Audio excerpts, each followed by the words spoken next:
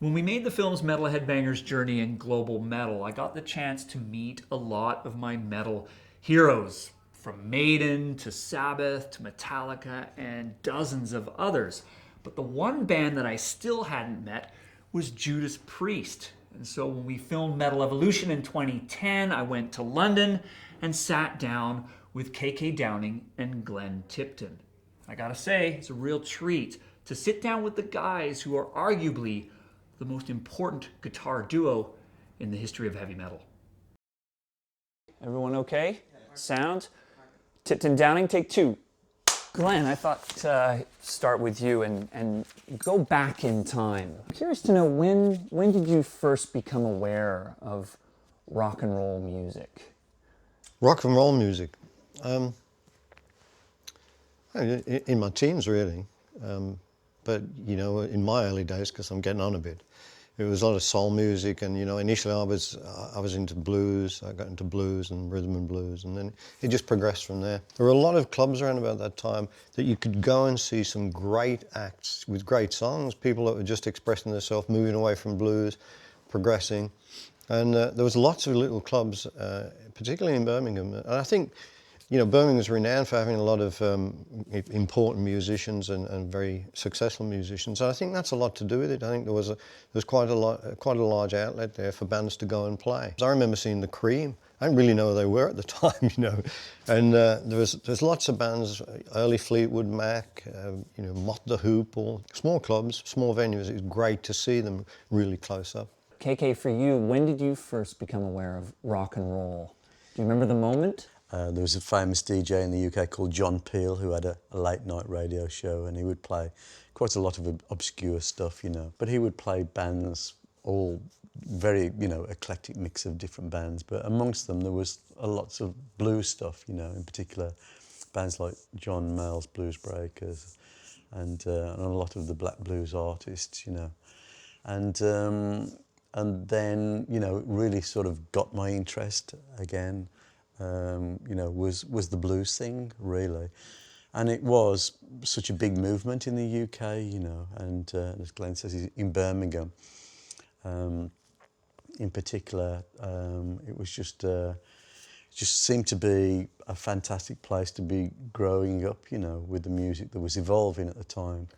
And at that time, what were these bands doing that were sort of taking the blues and then turning it into something more exciting? It was a great era because everybody was taking the blues and doing whatever they wanted with it. The great bands started to come on the scene, like the Cream. And then, of course, when the great Jimi Hendrix came over, I mean, it all kicked off big time, then took things to another level. It was open house. You could do anything, really, and there's some great music from that era. Was there something you were rebelling against when you were young? I think everything, absolutely everything. It seemed like that growing up, I mean, you were always oppressed by somebody, whether it was your parents or school teachers or people in the workplace. You feel oppressed because you're not a fully grown adult member of society for a start off. So then when you start doing that and you wear what people think are funny clothes and start to grow your hair, you literally become, then life back then could be quite difficult, obviously, but it didn't stop you growing and evolving as the person that you really wanted to be. Yeah, I think everybody rebelled, you know, at some point in their life. The system, you know, the eight-hour-a-day job.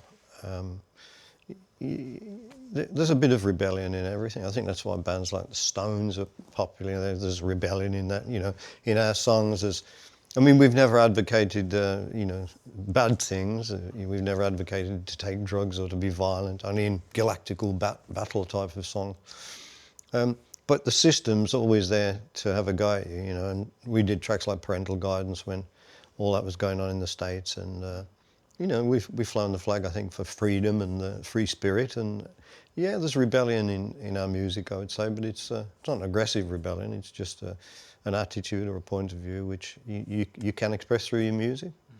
Where did you get the inspiration to create what is now a hallmark of what you guys do, the two-guitar approach? It was always a case of trying to stand out a little bit, to be a little bit different, you know. Bands like the Doobie Brothers and, you know, the James Gang or whatever, and so many bands had 2, sometimes 3 guitar players, I think, you know.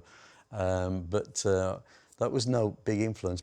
One band in particular was called Wishbone Hash. They had a couple of guitar players and they did a few kind of harmonies, but they were kind of more of a, you know what I mean, not heavy in any particular way, but it just seemed to be a good idea at the time to want to be like a heavier band, but the advantages of having 2 guitar players, you know, with similar capabilities, both to be able to play lead and rhythm, seemed to be something that, you know, wasn't particularly around in any abundance. We got together and started to rehearse some songs. It was great, you know, because the sound was just fuller, and the 2 guitar sound, you know, it was almost like a stereo effect on the stage. We were very excited about it. I think we were all surprised what happened, you know, because we immediately recognised the writing capabilities. We just got a massive influx of ideas, and when we pooled our ideas, and we've said it many times, there's like a magical quality there. I don't think anybody really knew what would happen.